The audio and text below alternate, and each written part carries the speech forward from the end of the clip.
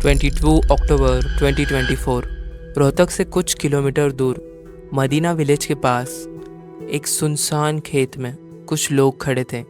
Police, कुछ locals और ज़मीन पर एक गड्ढा 4 फीट गहरा।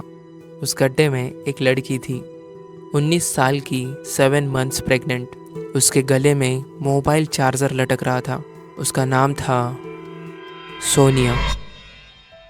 मैं जब पहली बार इस केस के बारे में पढ़ रहा था, एक चीज़ थी जो मेरे दिमाग से निकल नहीं रही थी। ये लड़की एक रात पहले 21 अक्टूबर की सुबह 4 बजे अपने घर से खुशी खुशी निकल गई थी, अपना सामान पैक करके एक नई जिंदगी शुरू करने के लिए। तो 24 घंटे में ऐसा क्या हुआ कि वो उस खेत में पहुंची और उसे वहां किसने पहुंचाया? सागर हियर और we gonna talk about the dark case of Sonia कुमारी।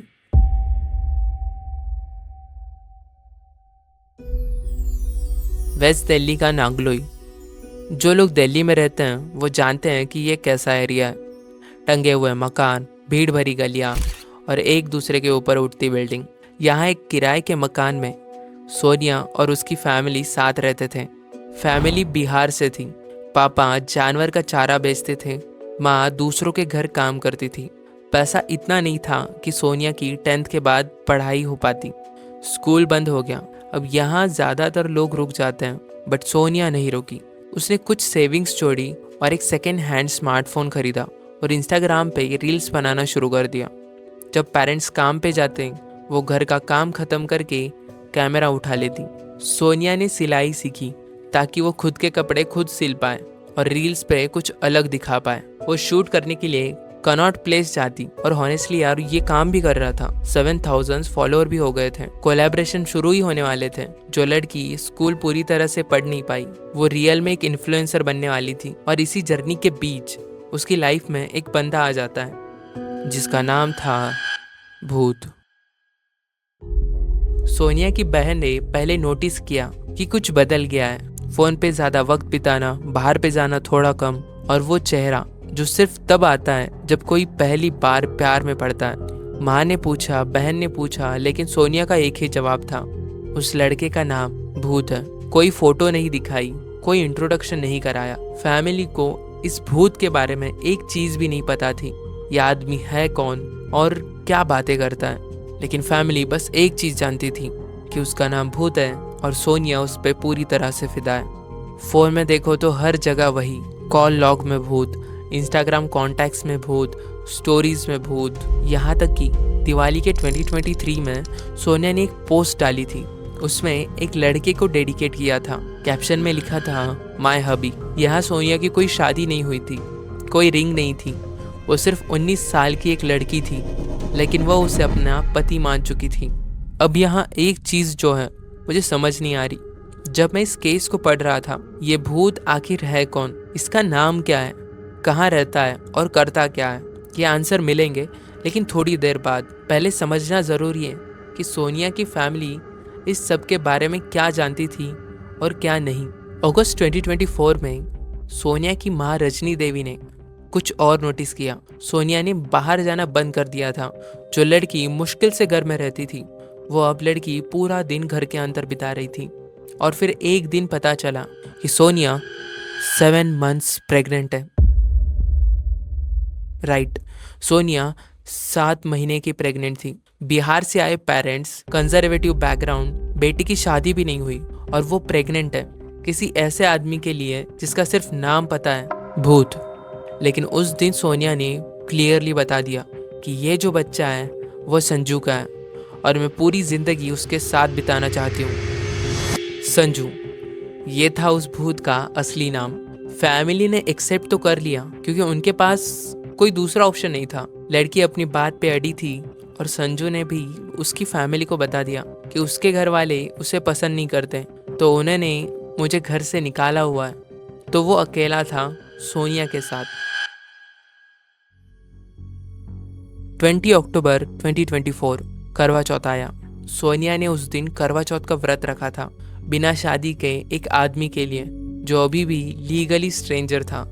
और उस रात उसने डिसाइड कर लिया कि मैं उसके साथ चली जाऊंगी, नए फैमिली के साथ नई शुरुआत करूंगी।